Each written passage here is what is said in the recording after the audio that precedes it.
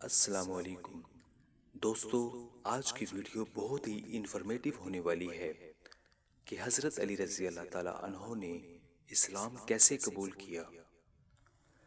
حضرت سیدنا علی رضی اللہ تعالی عنہ کے اسلام قبول کے بارے میں مروی ہے کہ حضرت علی رضی اللہ تعالی عنہ چونکہ حضور نبی کریم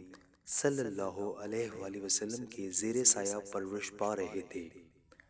اس لیے آپ رضی اللہ تعالیٰ عنہ نے جب حضور نبی کریم صلی اللہ علیہ وآلہ وسلم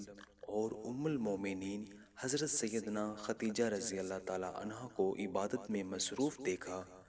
تو حضور نبی کریم صلی اللہ علیہ وآلہ وسلم سے دریافت کیا کہ آپ یہ کیا کر رہے ہیں۔ حضور نبی کریم صلی اللہ علیہ وآلہ وسلم نے فرمایا، ہم اللہ تعالیٰ کی عبادت کر رہے ہیں۔ حضرت سیدنا علی رضی اللہ تعالیٰ عنہ نے دریافت کیا، یہ کیسی عبادت ہے؟ حضور نبی کریم صلی اللہ علیہ وآلہ وسلم نے فرمایا، یہ اللہ کا دین ہے اور اللہ نے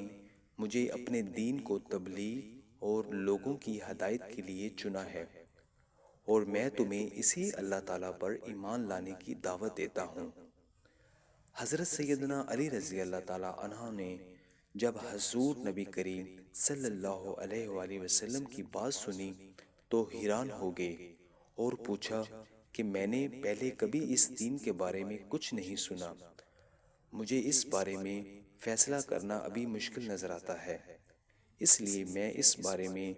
اپنے والد سے مشورہ کرنا چاہتا ہوں۔ تو آپ صلی اللہ علیہ وآلہ وسلم نے فرمایا، اے علی رضی اللہ تعالیٰ عنہ، تمہیں اس بات کا حق حاصل ہے، لیکن ابھی تم اس بات کا ذکر کسی اور شخص سے نہ کرنا۔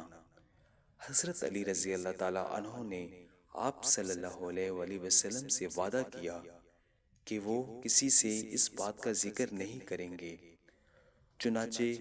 اس رات حضرت علی رضی اللہ تعالیٰ عنہ سونے کے لیے لیٹے تو وہ اس بات پر غور کرتے رہے۔ اللہ تعالیٰ نے آپ رضی اللہ تعالیٰ عنہ کے دل کو روشنی عطا فرمائی اور آپ رضی اللہ تعالیٰ عنہ اگلے دن حضور نبی کریم صلی اللہ علیہ وآلہ وسلم کی خدمت اقدس میں حاضر ہوئے اور آپ صلی اللہ علیہ وآلہ وسلم سے عرض کیا